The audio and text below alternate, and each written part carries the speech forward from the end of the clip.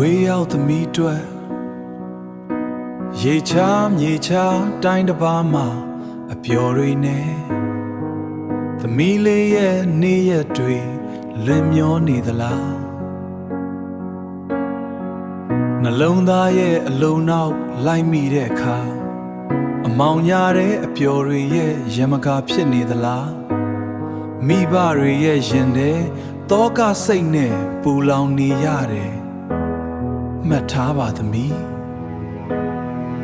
ဘဝရဲ့တန်ဖိုးဟာအချိန်ပဲအချိန်ရဲ့တန်ဖိုးကတော့အသက်ပဲပေါ့အသက်ရဲ့တန်ဖိုးဆိုတာရှင်သန်ခြင်းနဲ့အောင်မြင်မှုအရာရာကိုပေါ်ဆလို့မြက်ကန်းတစ်စိမ်မချောက်ခဲ့ရင်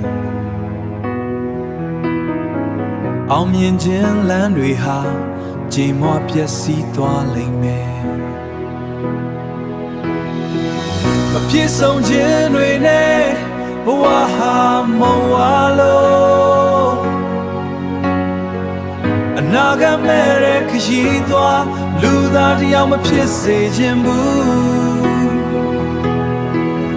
နောင်နာဆိုတာအချိန်လုံးမှရရတဲ့အရာမို့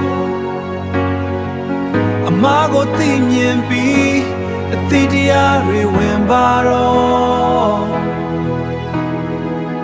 လိမ္မာတဲ့သမီးလေးဖြစ်ပြန်လဲဆင်ခြင်းပေးပါအဝေးကနေကြီးနေရတဲ့မိဘတွေရဲ့မျက်ဝန်းမှာမျက်ရည်တွေဝိုင်းလို့သမီးရှာရေးကိုတွေးနေမိတယ်မိုက်မဲခြင်းဟာဒဏ်ရာတွေပြီးနဲ့လိမ့်မယ်အသိဉာဏ်တကားကိုတွန်းဖွင့်ပြီးရှေ့ဆက်လန်းမှာတော့သမီးလေးနားလည်နိုင်ပါစေ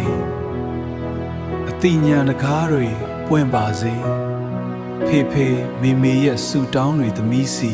ရောက်ပါစေကွယ်